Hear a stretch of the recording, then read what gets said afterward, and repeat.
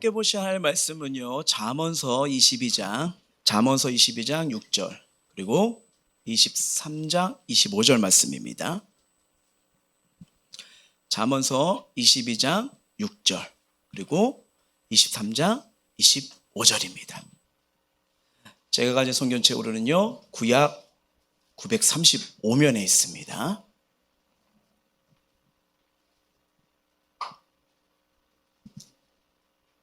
자, 우리 다 같이 한 마음으로 같이 합독하도록 하겠습니다. 시작. 마땅히 행할 길을 아이에게 가르치라. 그리하면 늙어도 그것을 떠나지 아니하리라. 내 부모를 즐겁게 하며 너를 낳은 어미를 기쁘게 하라. 아멘. 자, 우리 행복생교회 믿음의 선포하도록 하겠습니다. 시작. 우리 모두 주님의 은혜로 잘 됩니다. 더 잘 됩니다. 갈수록 더 잘 됩니다. 우리 가정 행복합니다. 더 행복합니다. 갈수록 더 행복합니다. 우리 가정 천국입니다. 우리 교회 부흥합니다. 더 부흥합니다. 갈수록 더 부흥합니다. 우리 교회 부흥의 물줄기가 뻗어나갑니다. 우리 교회 전도합니다. 더 전도합니다. 세계 선교 마무리합니다. 예수가 길이고 답입니다. 주님께 영광입니다. 아멘. 자, 오늘은요, 이 복된 가정을 만들어라 하는 말씀을 가지고 우리가 함께 은혜 나누길 원해요. 사람은요, 누구나 행복한 가정을 꿈꿉니다. 맞죠? 안 꾸세요? 그래서 부모님들은 이 가정이 행복하고 자녀들이 잘 되길 바라는 이 소망이 부모님들에게 다 있고요. 또 자녀들 또한 부모님들이 건강했으면 좋겠다. 그리고 행복하셨으면 좋겠고 하면서 화목이 넘치는 가정이 되었습니다 하는 생각을, 이 가정 있는 사람이라면 부모님이든 자녀든 간에 이 동일한 마음이 있을 거라 생각합니다. 특히 이 부모님은요, 누구보다 자녀가 모든 영역에 잘 되길 소망하면서요, 온 마음을 기르고자 노력하시는 분들이에요. 예. 그래서 자녀들은 성장하면서 이 부모님에게 많은 질문들을 이제 하기 시작합니다. 그 말을 배우기 시작하고 이제 사고가 생기기 시작하면요, 우리 부모님들이 대답할 수 있는 질문도 있지만요, 때로는 이 자녀들의 질문에 대해서 어떻게 대답을 해야 될지, 아니면 이 대답이 맞는 건지라고 고민할 때가 분명히 있을 것입니다. 예. 그래서 이 대부분 부모가요, 이 자녀 교육 앞에서 무엇을 어떻게 해야 될지 고민들이 많다는 것을 보게 됩니다. 어떻게 해야 성공하고 어디 대학을 간 다음에 어디 직장에 들어가서 성공해야 한다는 생각, 이것을 부모님이라면 다 동일한 마음을 가질 거라 생각합니다. 근데 여러분, 정말 우리가 성공해서 가는 것도 정말 중요한 건데요, 그 삶에서 가장 우리가 중요한 질문, 그리고 아이에게 가장 필요한 게 뭔지를 생각하는 게 이게 정말 중요한 거예요. 무슨 말이냐면요, 인생의 그 길에서 정말 우리 자녀들이 정말 살리는 방향, 행복한 방향, 의미 있는 방향으로 걸어가는 거냐, 아니면 세상의 흐름 속에, 상황 속에 맞춰가지고 잘못하면 정말 선한 마음이지만 부모님의 욕심대로 아이들을 이끌지 않는가라는 것을, 오늘 이 말씀을 가지고 우리가 함께 우리의 삶을, 우리의 자녀들을, 그리고 우리 가정을 한번 돌볼 수 있는 그런 시간이 되길 원합니다. 자, 부모님이라면요, 반드시 자녀들의 질문에 대해서 바른 답을 줄 수 있어야 되는데요, 먼저 이걸 알고 계셔야 됩니다. 세상에는 크게 세 종류의 인생관이 있어요. 첫 번째 뭐냐면요, 생존을 위해 사는 사람이 있습니다. 자, 생존 지향적인 삶은 사람들은요, 먹고 마시고 오늘을 사는데 만족하는 유형이에요. 그래서 생존 외에 다른 것에는 특별한 의미를 두지 않고 있습니다. 그냥 오로지 사는 게 목적이에요. 어떻게 살든지 살면 된다고 생각합니다. 자, 이런 사람들은요, 목적도 없고요, 목표도 잘 세우지 않아요. 그냥 삶을 개발하기 위한 전술도 노력도 없고 그냥 본능적입니다. 본능적이요. 자, 두 번째 어떤 사람의 인간형이냐면요, 성공을 위해 사는 사람들이 있어요. 성공을 위해 사는 사람들. 자, 성공 지향적인 삶을 사람들은요, 남보다 더 잘해야 되고 남과 비교해서 더 뛰어나야 됩니다. 그래서 남에게 뒤처지는 것은 실패다, 곧 죽음이다 생각하는 경우가 많지요. 그래서 삶을 보면 늘 쫓기는 삶을 많이 삽니다. 그러다 보니까 이런 사람들은 잠깐의 이 소비적인 시간을 보내지 못하고 계속 부지런히 움직일 수가 있어요. 그리고 남과 비교해서 자기가 우월하면 거기에서 만족을 찾는 욕구가 많습니다. 하지만 행복과는 거리가 멀고요. 늘 이게 삶 속에 느끼는 게 뭐냐면 왜 그 삶이 피곤하지? 왜 이렇게 자꾸만 이 피곤함이 계속 이어질까? 라는 이 생각이 들 수도 있는 겁니다. 그리고 세 번째, 어떤 사람이냐면요. 비전을 위해 사는 사람이 있어요. 비전이요.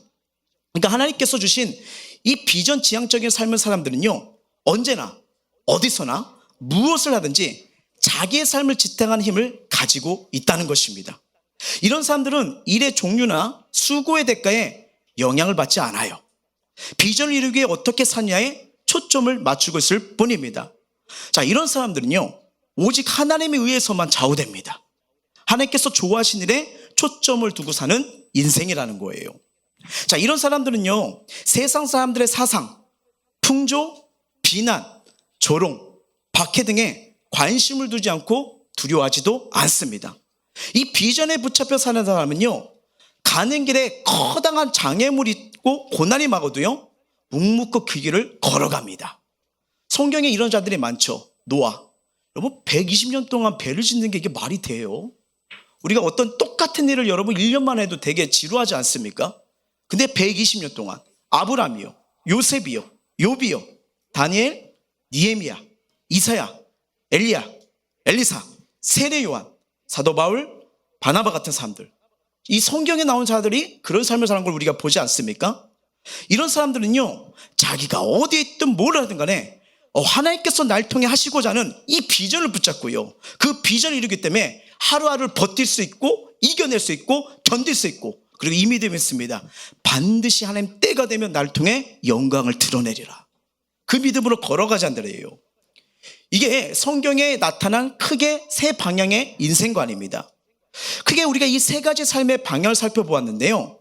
자, 그럼 중요한 게 바로 이거예요. 우리 유초등부들, 그 다음에 중고등부들, 우리 청자년분들은요, 이 세 가지 삶의 방향을 살펴보면서 이 방향 속에서 나는 정말 이 질문의 해답을 갖고 있는지, 그리고 또 우리 자녀들에게 이 질문에 대해서 바른 답을 해줄 수 있는지 한번 우리가 살펴볼 필요가 있다는 겁니다.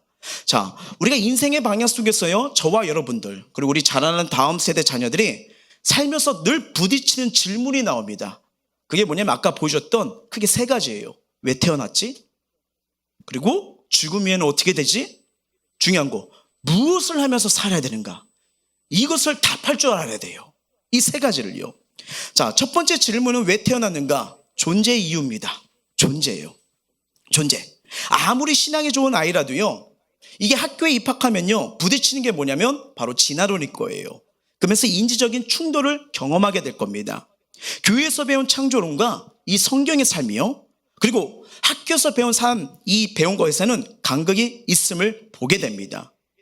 사실 과거에는요, 다 부족했지만 그래도 학교가 학교다운 것들이 있었어요. 예, 말 그대로 가르침 있는 교육의 산실이자 또 사람을 사람 되게 하는 공간이 많았습니다. 그래서 아이를 예의 바르게 교육적으로 이렇게 킨 곳들이 많은데, 하지만 이 시대가 변하면서 정말 좋은 점도 있겠지만 학교가 성공을 위한 도구로 전락하면서 아이들이 변화하기 시작한다는 게 교육학자들, 많은 자들의 이론입니다. 예, 그러다 보니까 아이들을, 이 정보가 빠른 이 세대에서 정말 아이들을 양육하기가 쉽지 않은 세대가 되었죠.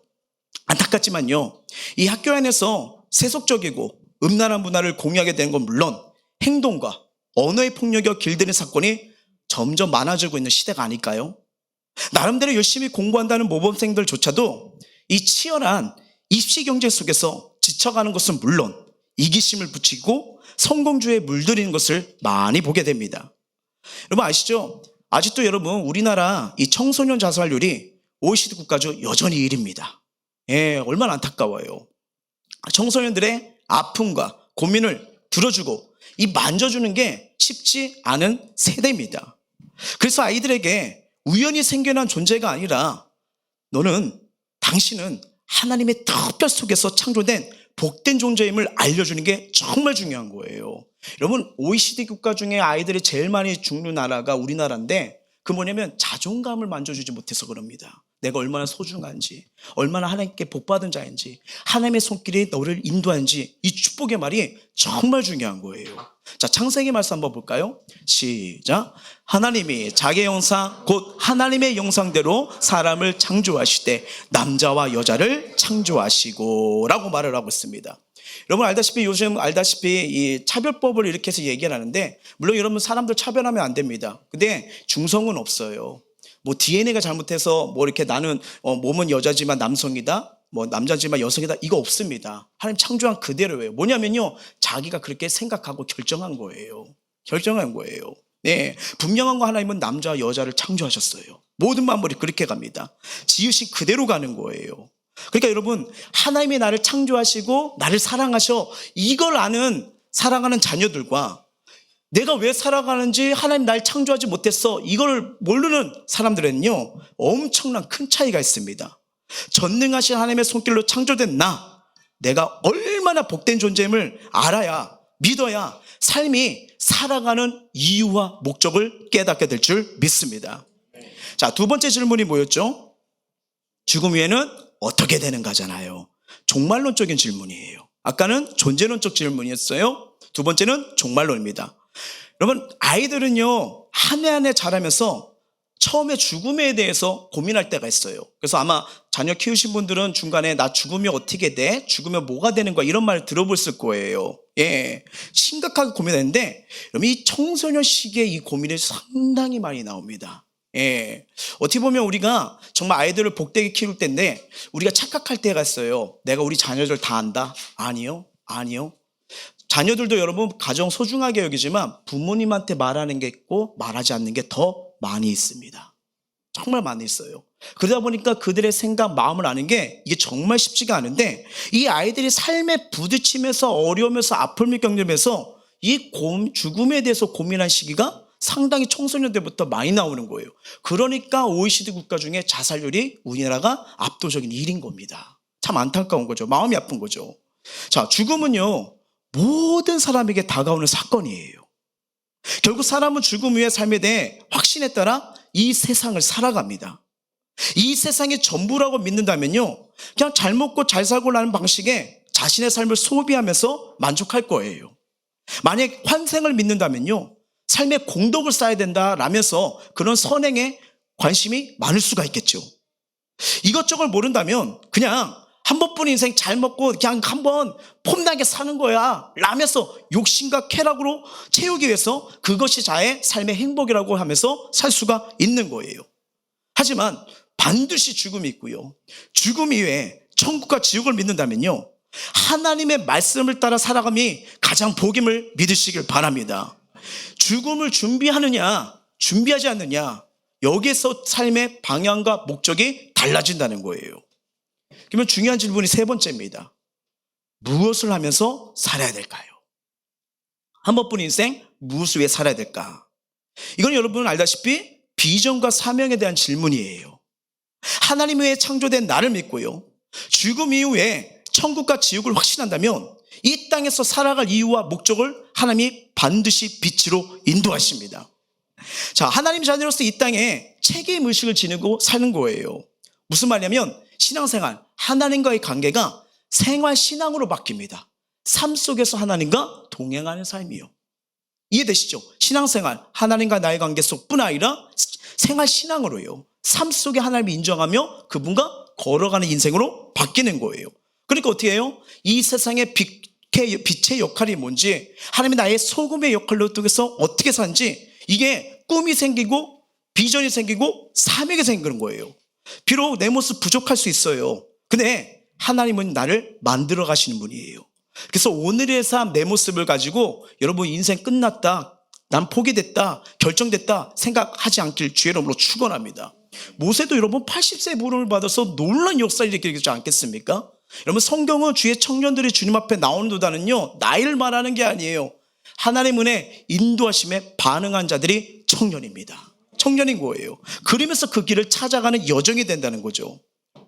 자, 지금도요, 이 수많은 자녀들이 이 세 가지 질문에 대해서 고민을 많이 하고 있어요. 성인이 되어서도 이 질문에 대안답을 찾느라 정말 이 길을 찾고 허망하게 여전히 여기저기 문을 두린 자들이 많이 있습니다. 근데 놀랍고 감사한 거는요, 이 세 가지의 답이 하나님이 우리에게 주신 말씀 안에 있다는 거예요. 그 성경은요, 진리가 됩니다. 성경 우리에게 구원이 됩니다. 성경은 우리 인생의 답이 되는 것입니다. 자, 그래서 가정의 행복, 이 자녀의 성공은요, 하나님 말씀에서 답을 찾느냐 아니면 세상에서 답을 찾느냐에 따라서 길이 달라지고 결과도 달라지는 것을 보게 됩니다. 오늘 이 시간을 통해서 정말 우리의 인생이, 그리고 우리 가정이 하나님 앞에서 의미 있는 삶, 복된 가정으로 멋있게 아름답게 세워지길 주의 이름으로 축원합니다. 자, 감리교 창시조인 요엘 웨슬리 목사님, 어머니 이름이 수산나 여사입니다. 여러분, 이분이 자녀가 몇 명이냐면요, 19명이요. 19명이요. 예. 근데 그 19분이 다 훌륭한 사람들이 되었어요.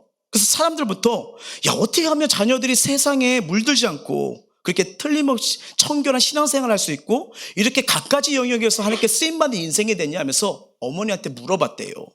그 질문을 받던 이 수산나 여인이 이렇게 대답을 했답니다.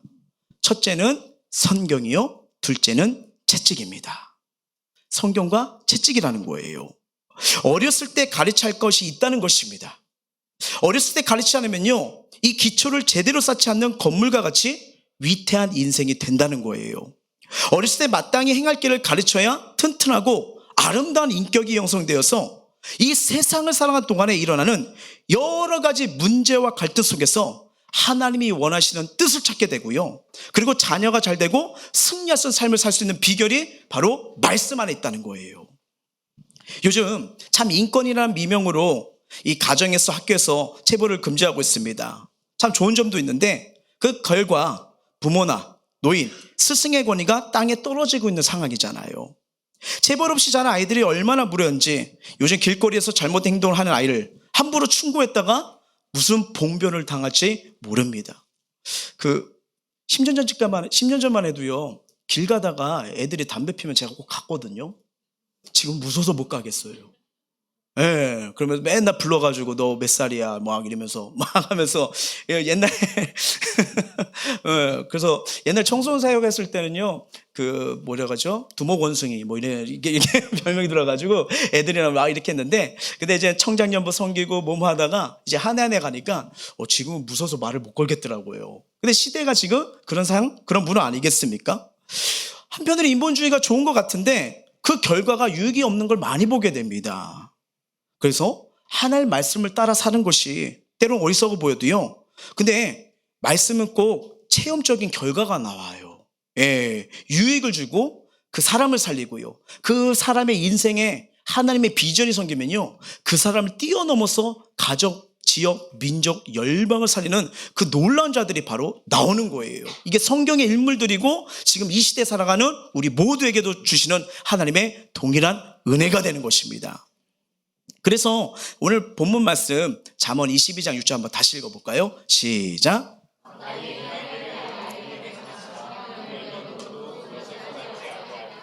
자, 그렇다면 앞으로 이 나라와 지역과 가정, 사회를 이끌어갈 우리 다음 세대를 키우는 이 부모님들은요, 분별력을 가지고요, 하나님의 말씀에 순종한 자녀가 되기 위해서, 그리고 우리의 자녀가 무너지지 않고 자녀를 자녀답게 키우기 위해서는 우리가 무엇을 어떻게 해야 되는지 오늘 이 본문 말씀을 통해서 하나님 주시는 그 생명의 말씀을 깨닫길 원합니다. 가장 중요한 게 바로 이런 거예요. 뭐냐? 읽어볼게요. 시작. 어려서부터 하나님을 경외하는 행복한 자녀로 양육하라. 아멘. 여러분, 그 영국 런던에 있는 대형 박물관 가보신 분 계시나요? 네, 저도 TV로만 봤어요. 근데 여기 거기 가보면요, 강철같이 단단한 돌 하나가 있는데 거기에 작은 새의 발자국이 새겨져 있답니다. 근데 그 돌이요, 이 단단하기 전에는 작은 새가 이 뒤져도 발자국이 남을 정도로 물렁물렁했던 거예요. 근데 그토록 물렁했던 돌이 오랜 세월이 흐르는 동안 단단해져서 지금은 큰 코끼리가 밟아도 깨지지 않도록 단단한 돌이 되었다는 것입니다. 자, 무슨 말일까요? 이 어린이의 마음은요, 굳어지기 이전에 물렁물렁한 바위와 상태와 똑같습니다. 이 마음이 굳어지기 전에는 누가 무슨 자국을 남기든지 그 자국은 그대로 새겨지는 거예요. 이 자녀들이 어려서부터 겸손히 하나님을 경외하는 신앙을 가르치면요, 평생 하나님의 사랑을 받게 됩니다. 그리고 하나님의 은혜와 돌보심 가운데 주의 영광을 위해 존귀하게 살아가는 그런 삶이 바뀌는 거예요. 자, 많은 부모님들이 자녀를 양육하면서 자기 자녀가 성공한 삶 되기를 원하는 거 다 똑같은 마음입니다. 그래서 어렸을 때부터 이 다른 아이들에게 뒤지지 않게 하기 위해서 여러 학원을 보내며 학습을 보내게 되는데, 근데 좋은 점도 있지만 아이들은 때로 그것 때문에 무거운 짐을 보는 경우도 많게 돼요. 사실 성공도 필요한데 그보다 더 중요한 거는요, 자녀가 바른 가치관을 가지고 있는지, 내가 이 공부를 통해서 어떤 목적을 갖고 있는지, 그리고 이 길을 통해서 어떤 꿈을 갖고 있는지, 이걸 알고 있는 인생과 그냥 시킨 대로 어쩔 수 없이 따라간 인생은 달라질 수밖에 없다는 것입니다. 근데 가장 중요한 건 뭐냐면, 성공보다 아이에게 주고 싶은 건 뭐냐면 행복이잖아요. 아이가 행복했으면 좋겠잖아요.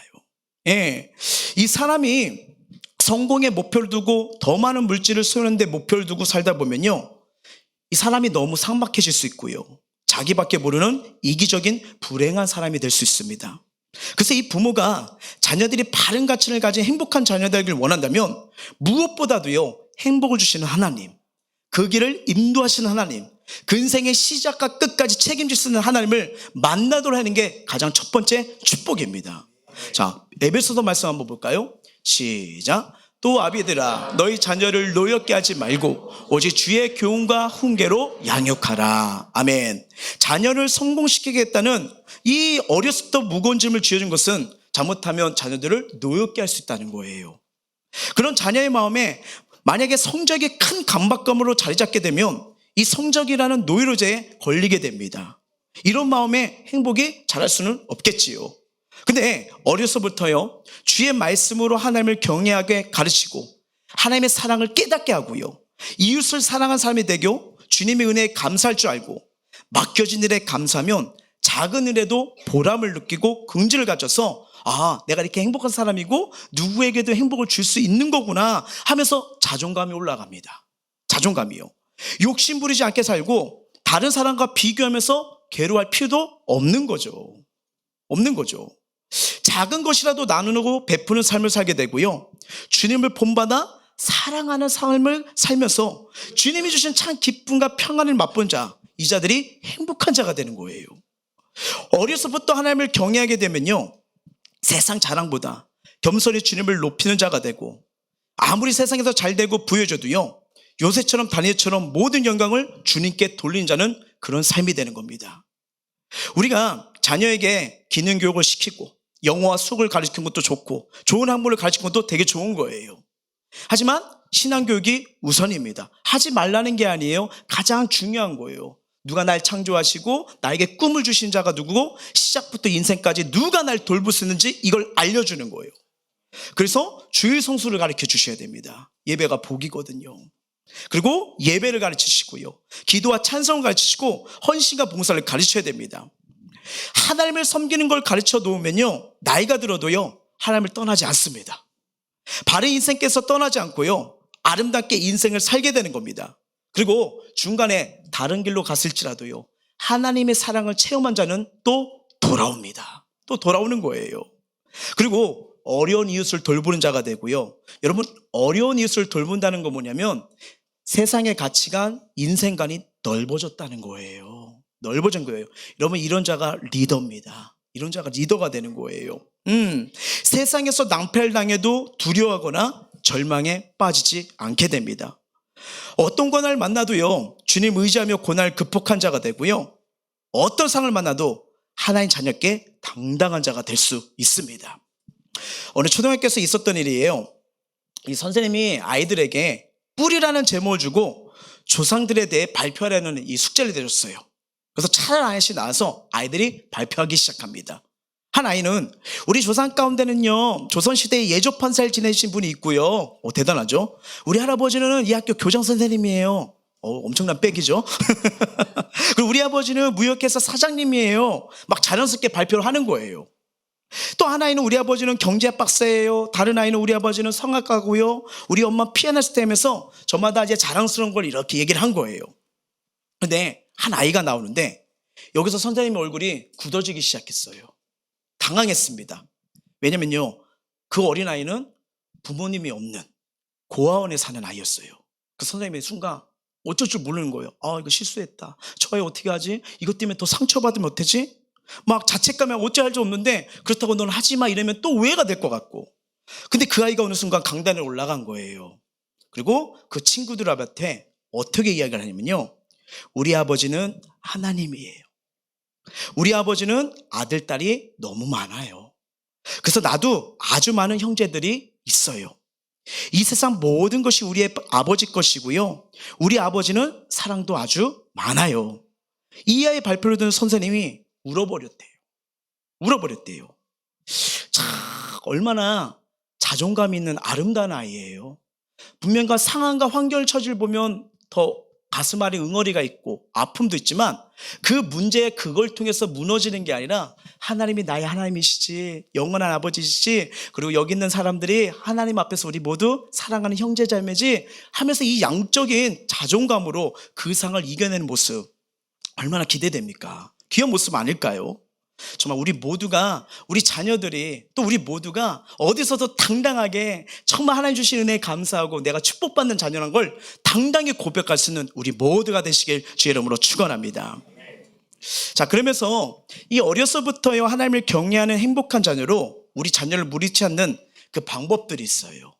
그게 뭐냐면요, 얼마 동안 그 국민일보를 계속 보다가 영성과 꿈 있는, 그리고 능력 있는 이 글로벌 리더를 잘 기르려는 서울 서초구 동강로 홀리시스 교회 이 서대천 목사님이 참 요새 핫하게 다음 세대를 이렇게 영향을 끼치는 분이시거든요. 근데 그분의 그 말씀을 가지고 한번 제가 말씀을 드리려고 합니다. 이 교회 서대천 목사님은요, 28년째 인재들을 교육으로 공로 인정받아 미국에서요 연방의회와 뉴욕 주유에서 공로상을 수여하신 분이에요. 그래서 7년 전에 대안학교 교육실을 세웠고요, 학생들의 98%가 미국으로 진학합니다. 예, 고교 시절 평균 25점대 머물던 학생이 혹시 들어보셨나요? 이게 발음 맞나? 버클리? 아, 예, 이상한 발음이네요. 그냥 한글로 읽을게요. 버클리. 입학하는 가면요, 뭐 펜실베니아 주립대, 펴두대, 뭐 듀큐 대학 등 사람들이 많이 갑니다. 그래서 이제 인터뷰를 간 거예요. 어떻게 보면 아이들을 이렇게 영성과 실력으로 키웠느냐 하는데, 그분이 세 가지를 말씀하십니다. 첫 번째 이거예요. 한번 읽어볼게요. 시작. 자녀에게 평생 나침반이 되어줄 스승을 붙여주라, 이거예요. 여러분, 이 스승을 만들어준다는 것은 단순히 성적 올려주고 좋은 대학을 보내는 스승이 아니에요. 거기가 끝이 아니잖아요. 여러분, 이게 대학 가면 애들 또 또 고민합니다. 이 학과가 맞나? 하면서 다시 편입을 하거나 또 그만둔 것 같은 경우가 상당히 많거든요. 자, 직장을 가면 여러분 3개월 동안 무슨 고민하는지 아세요? 직장 옮겨야 돼.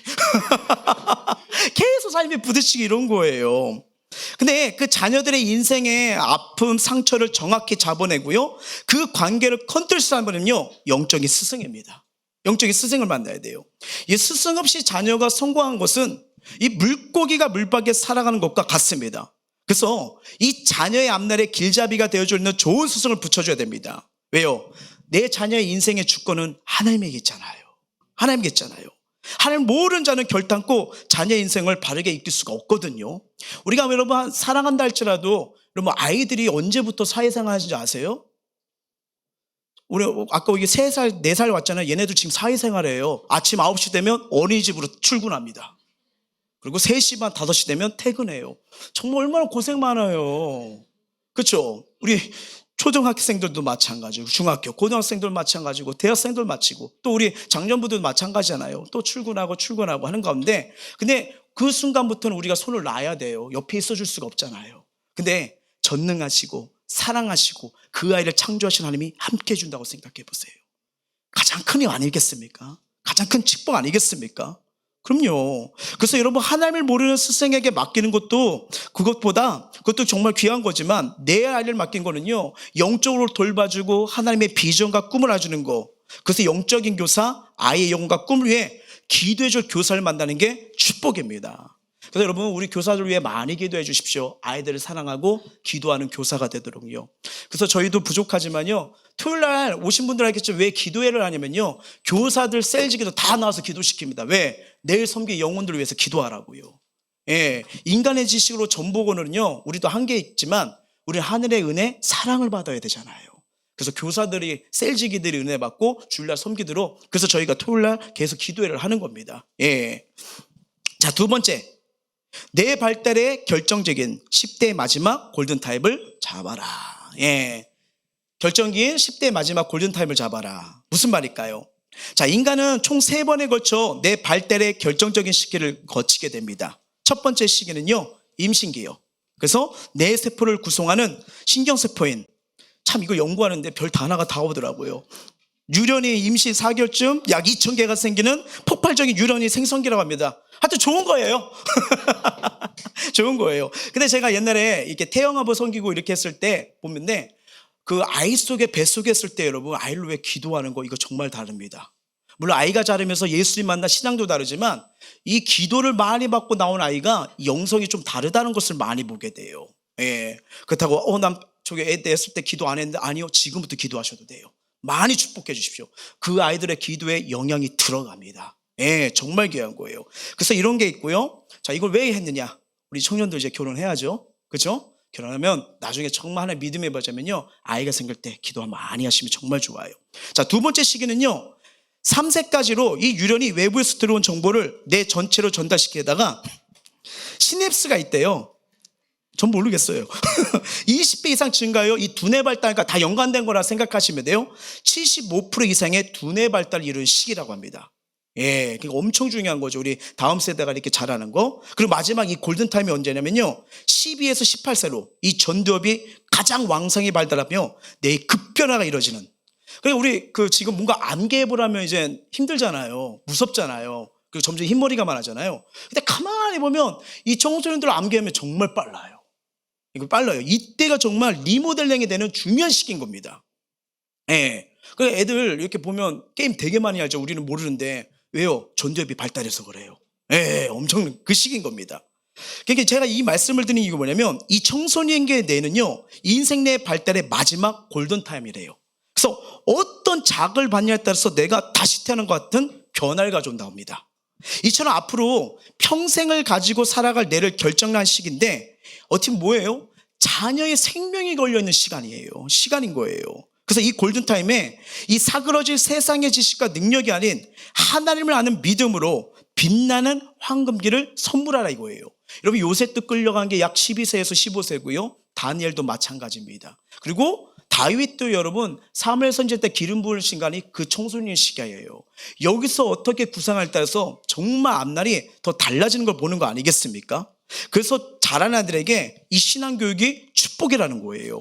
자, 신명기 말씀 한번 볼까요? 시작.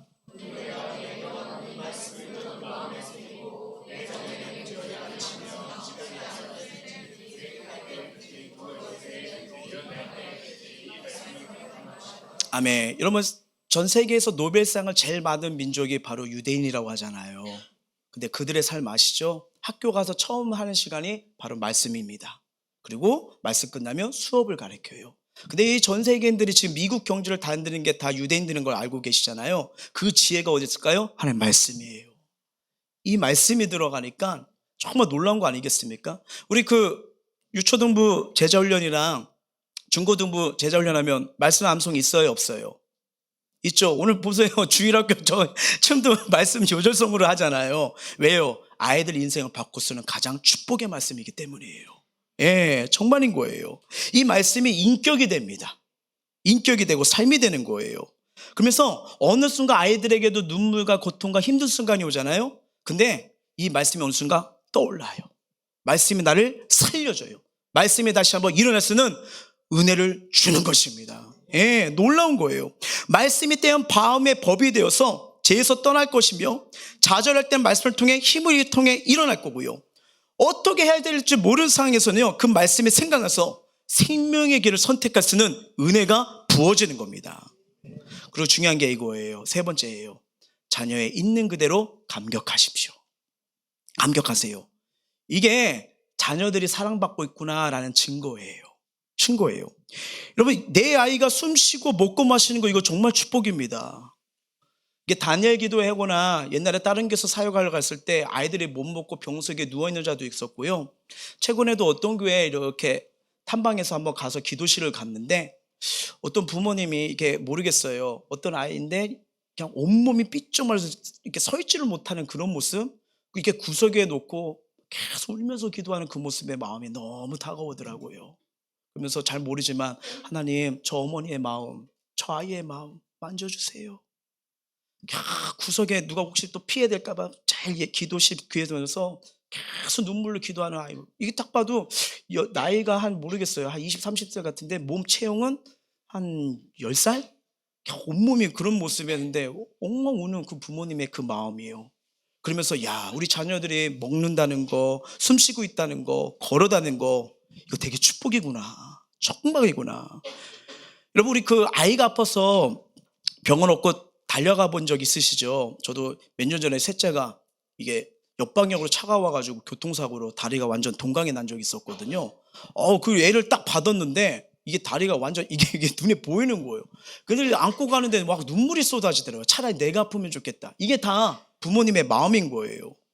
그리고 아이가 아파서 힘들어서 마음에 상처받았을 때 울고 있을 때 얼마나 이게 마음이 아픕니까? 그렇죠? 그래서 건강하게 자라기만 한다면 밝게 웃기만 바라던 그 마음 우리 부모님들 잊지 마시길 바랍니다. 예, 그리고 얼마나 감사해요. 오늘도 예배 때 아무 말 없이 따라오는 거예요. 가기 싫어 가기 싫어 와 있잖아요. 옆에 앉아 있는 거 축복입니다. 정말 축복이에요. 그럼요. 안 올 애들은 안 오거든요. 그리고 왔다가 사라져요. 화장실 갔다가. 예, 많이 봤거든요. 근데 우리 교회 정말 감사한 건 다음 세대들이 안 떠나서 너무 감사해요. 지금 몇 명 애들은 빨리 설교 끝내라고 째려보는 애들도 있지만 축복해요. 앉아있는 게 복이니까 정말 감사한 거 아니겠습니까? 예, 그냥 아무 조건 없이 따르던 자녀의 어린 시절을 한번 기억해 보세요. 문만 열면 들어가서 엄마 아빠 딱 안겨주는 거. 그 사랑과 신뢰를 어떻게 보면 이 깨버린 게 아이들보다는 부모의 욕심 때문에 깨버릴 때가 많아요. 뭔가 조건이 생기는 거예요. 한번 잘 생각해 보시길 바랍니다. 근데 중요한 거는 하나님도 우리를 조건적으로 사랑하시는 분이 아니잖아요. 있는 그 모습대로. 때로는 삶이 무너졌을 때도 그대로 안아주시고, 너무나 제 가운데 하나님 마음을 아프게 했는데도 불구하고 또 안아주시고 또 용서해 주시고 그냥 조건 없이 우리를 다시 한번 만져준 사랑이 있기 때문에 오늘도 내일도 우리 사랑하는 거 아니겠습니까? 그 사랑을 체험한 자는 우리 자녀에게도 동일하게 베푸는 게 우리 부모님들의 마음인 거예요. 예, 부족하든 뒤처지든 간에 어떤 모습이든 하나님께서 내게 맡기신 귀한 기업입니다. 선물이고요. 그래서 최선을 주신 하나님께 감사하고 감격하는 부모님들이 되시길 바랍니다. 이것이 자녀의 영을 살릴 수 있는 길인 거예요. 길인 거예요. 정말 여러분, 우리가 기도하면서 늘 느낄 수 있는 게 뭐냐면, 다른 거 가르치는 것도 좋지만 이걸 우리 부모님들이 많이 기도했으면 좋겠어요. 제자상이요. 하나님 이 아이에게 주신 재능이 뭐예요? 비전이 뭐예요? 이걸 찾아주셔야 됩니다. 여러분 한번 생각해 보세요. 예를 들어 우리 전 세계에서 성공한 선수가 김연아 선수이잖아요. 정말 한국에서 정말 그런 선수가 나오려면 100년에 한 번거리라고 합니다. 예전만 해도 여러분 그 피겨스케이팅 가면 거의 유럽들이 다 장악을 했는데 정말 한국 대표를 했다는 거. 근데 부모님이랑 거기에 스승이 이 아이의 재능을 발견했잖아요. 만약에 그 김연아 선수에게 지금 법학을 준비하라고 했으면 어쩌면 지금도 계속 공부하고 있을지도 몰라요. 재능을 찾아줘야 돼요. 그 아이의 재능, 비전, 꿈이요. 왜? 하나님이 창조하신 목적이 있고요. 그 분야에 실력을 가진 자가 되도록 기도해 주시길 바랍니다. 아이들 위해서 기도하는 거 크게 두 가지예요. 하나님을 경외하는 영성, 그 분야의 최고가 될 수 있는 실력이요. 그걸 찾아줘야 돼요. 그걸 찾아줘야 돼요. 그래서 여러분 이 복된 가정을 만들 때 정말 아이들을 있는 그대로 사랑해 주시고 골든타임을 갖게 해주시고 정말 그들을 품을 수 있는 그런 은혜가 임하길 주의 이름으로 축원합니다. 자, 복된 가정을 만들기 위해서 어떻게 보면 부모님의 역할을 말씀드리고요. 또 복된 가정을 위해서는 우리 자녀들의 삶도 중요합니다. 자, 이 말씀을 드리고 말씀을 맺고자 합니다. 25절 한번 말씀 볼게요. 시작. 아멘. 자, 못난 자녀들은요 늘 부모의 마음을 아프게 합니다. 우리 자녀들 엄마 아빠 아프게 하면 안 돼요? 그래요? 저 혼자 설교할게요. 근심과 걱정거리를 안겨주고 부모의 눈에 눈물을 흘리게 해서는 안 됩니다. 그러나 좋은 자녀, 지혜로운 자녀는요 부모님의 마음을 기쁘게 하고 노력하면서, 자, 좋은 자녀는요 부모님 은혜 보답하려는 마음이 있어요. 예, 부모를 예우하고 대접하고 기쁘게 해드리는 방법 3가지 한번 말씀드릴게요.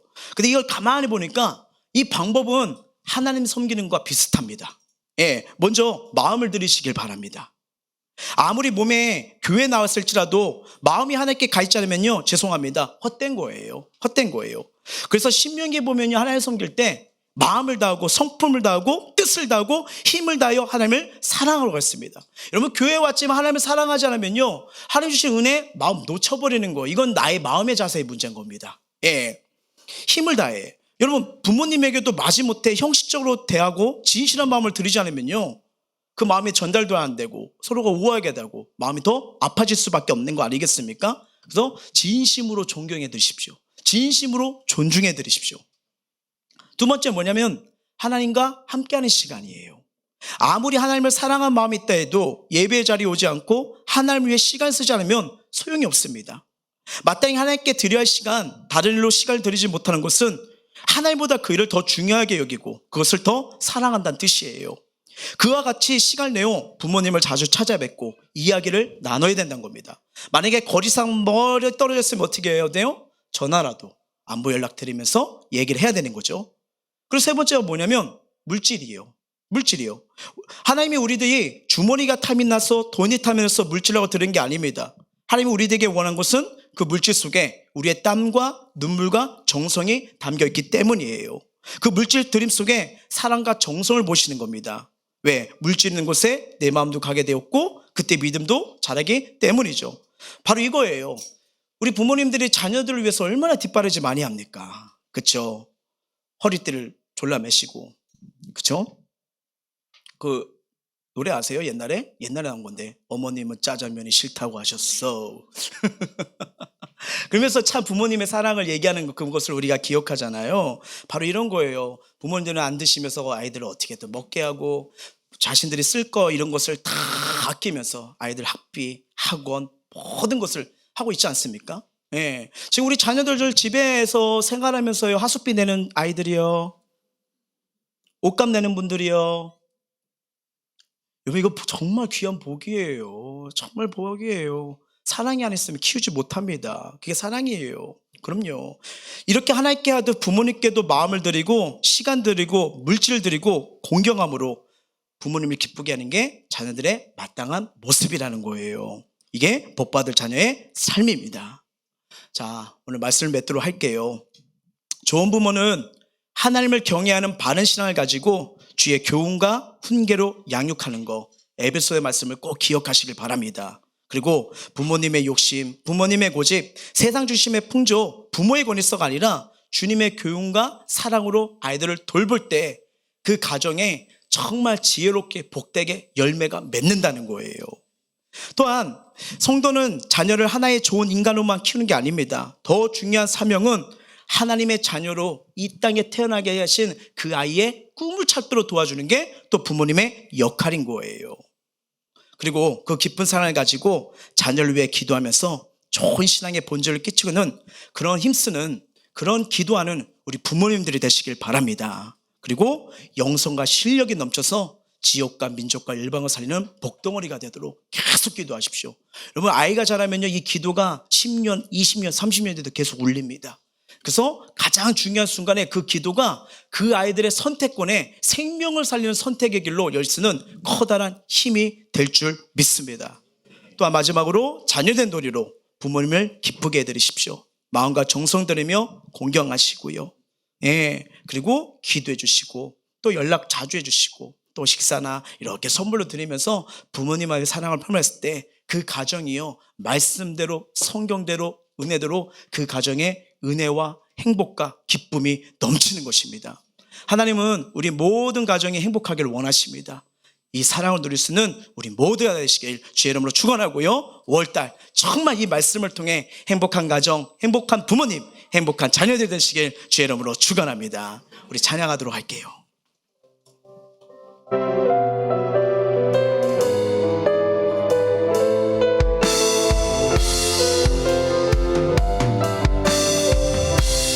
주 안에 우리 하나, 주 안에 우리 하나, 모습은 달라도 했으니 한분만 바라네. 사랑과 선행으로 서로를 격려해 따스함으로 보듬어가리. 주님을 이 안에 함께한 형제 자매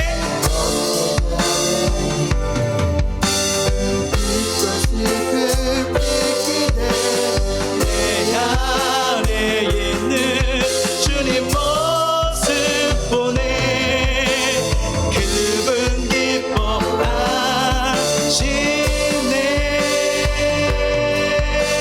자, 주님 우리를 통해 가르치네. 우리를 통해 계획하시는 부족한 입술로 찬양하게 하시니 주님 우리를 통해 계획하시는.